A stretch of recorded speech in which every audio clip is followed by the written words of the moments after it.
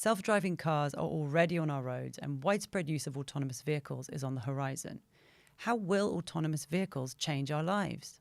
Come with me on a journey to the future of the car. This video is produced in partnership with Wejo, the smart mobility tech company, and I'm joined by Richard Barlow, founder and chief executive of Wejo. Also with us is Larry Burns, who sits on Wejo's board and champions self-driving and electric vehicles in his former role as corporate vice president of research and development for General Motors. Also joining us is Kendall, CEO of AV 2.0 startup Wayve, and Amanda Stretton, the former racing driver, broadcaster, and automotive expert. Thank you so much to all of you for joining us today. I want to start, first of all, with a question for you, Larry, a big question. Many of our listeners will never have seen or sat in a self-driving car. Can you tell us what it's like to be driven by a self-driving vehicle? It's pretty much like sitting in a regular vehicle, whether your spouse or a taxi cab driver is driving it. I think that's what's so remarkable. Once you get by the novelty of the fact that there's no one sitting in the driver's seat, you realize that the car is doing pretty much everything that a human has to do to drive. Really, we're only making two decisions. How fast should we go and which way should we steer? And we have to do that over and over and over again. And I think what's so impressive about the progress that's been made in the development of self-driving cars is how normal that's beginning to feel for people who get to experience them. Can you paint a picture for our listeners too of the changes you think self-driving vehicles will make to the average person's life? Yes, I think that's the real exciting thing is it's not just about not having to drive or spend your time driving anymore. I think it's the transformation in how we're going to be living our lives, both socially and economically. Having a vehicle that you can dispatch yourself and it serves as your personal valet to run errands for you, I think it's going to be a game changer for many of us. Not having to spend your time driving and being able to reconfigure the interior of a vehicle would allow the vehicle to become a play area. It could become a place to sleep. It could become a sanctuary. And it really could change how we travel between cities in a significant way versus flying. So I think the sky's the limit, quite honestly. Once the technology truly is proven, the sky's the limit on what creative people are going to do in terms of the experiences these vehicles will deliver for us. Richard, your company, Wejo, is all about connected vehicle data. What role does that data play in the future that Larry just described for us? Well, it's funny. One of the points Larry made was around how people could potentially be using a self-driving vehicle, say, versus a flight. And one of the things we've learned with our data is how people have fundamentally changed their driving behaviors and the destinations, the journeys they've done since the pandemic. More journeys have been driven. I've seen research recently where the conclusion is that with self-driving there will be more journeys anyway, because people will see the self-driving vehicle as being potentially their valet, potentially be able to do more services. What we do with the data is that we're seeing data from 90 million journeys every day, and that data is hugely valuable in helping plan infrastructure for AVs, helping understand about how vehicles are interacting with each other right now, even if there's two humans driving on each vehicle.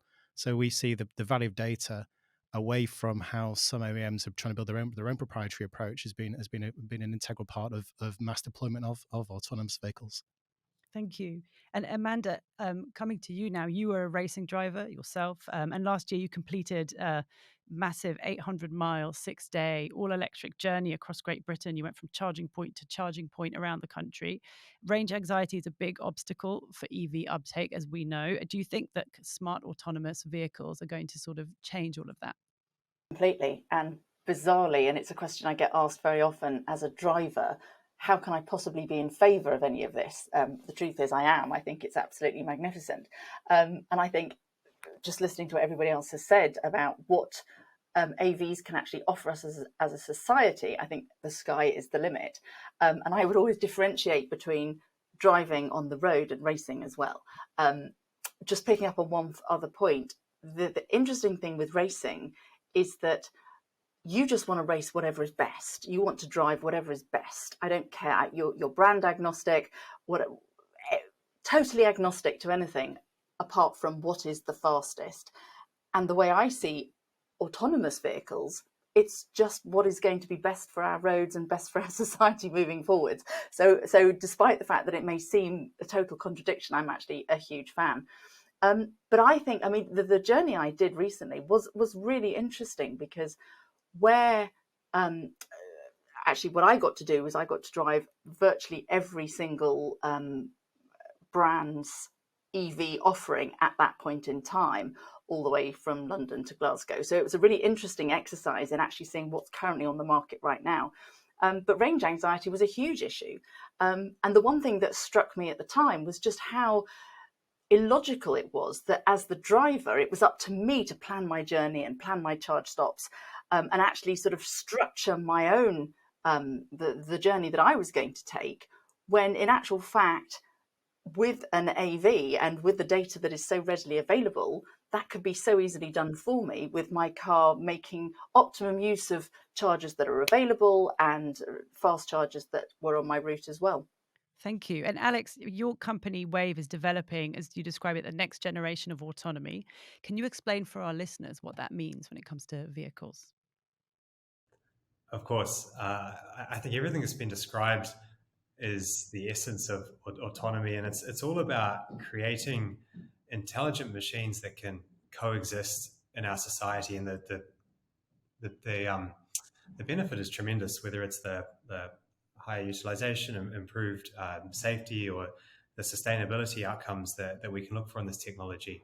I think it's one that is really going to transform the way we think about moving in our cities.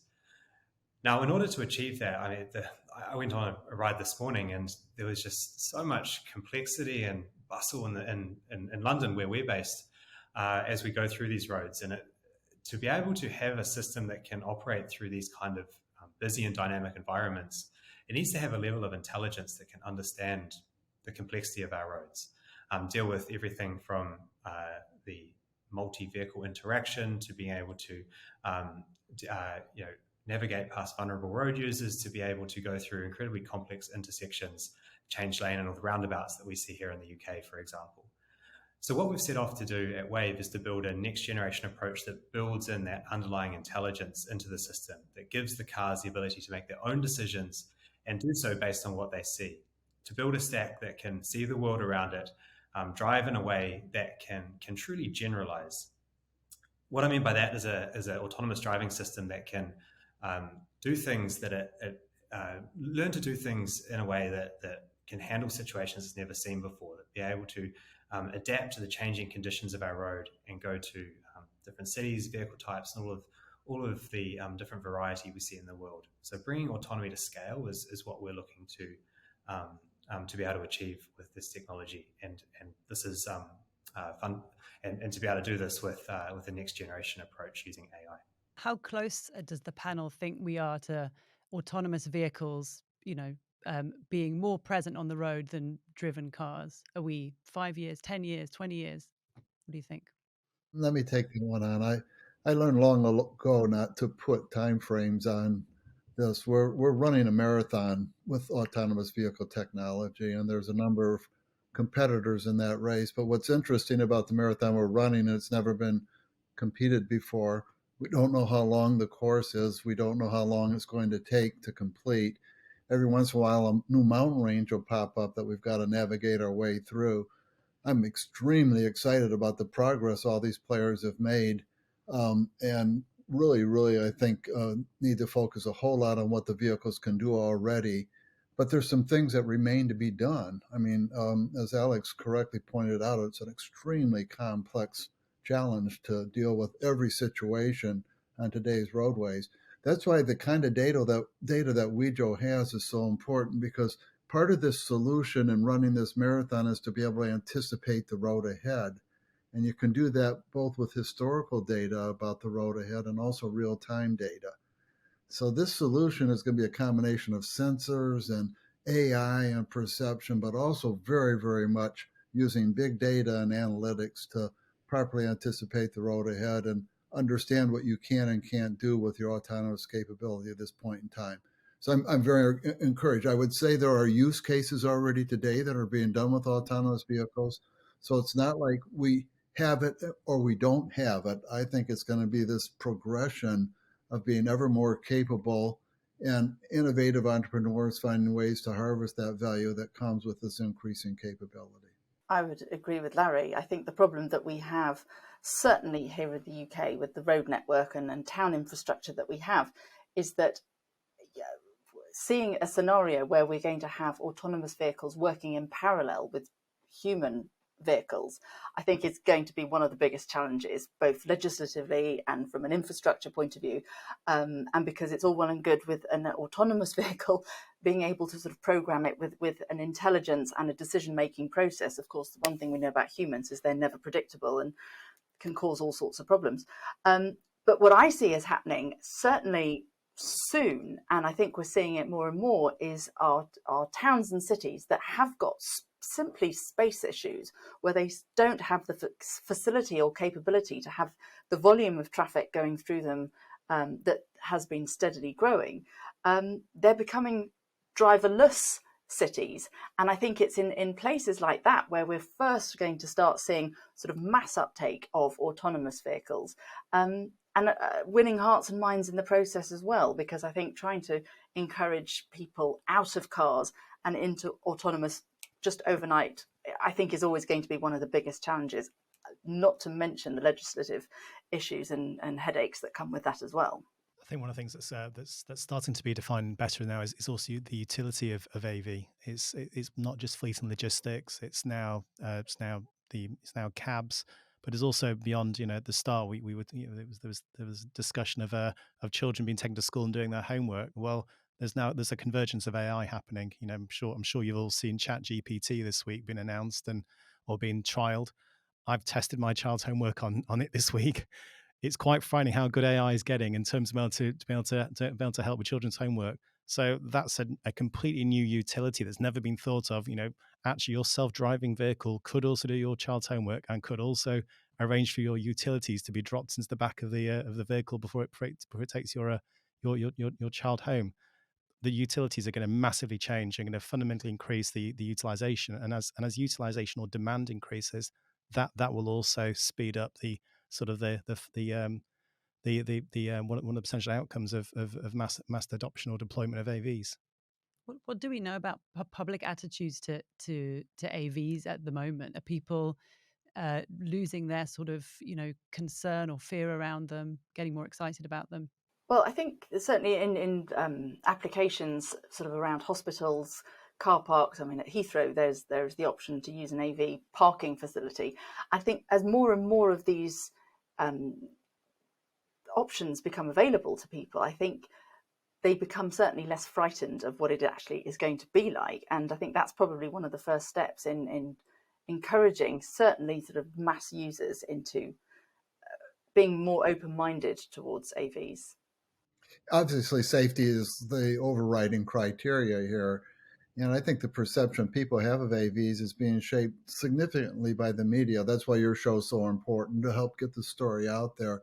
I was reflecting on airplane travel recently and how dangerous it was in its very early days, extremely dangerous. A lot of people died trying to learn how to fly.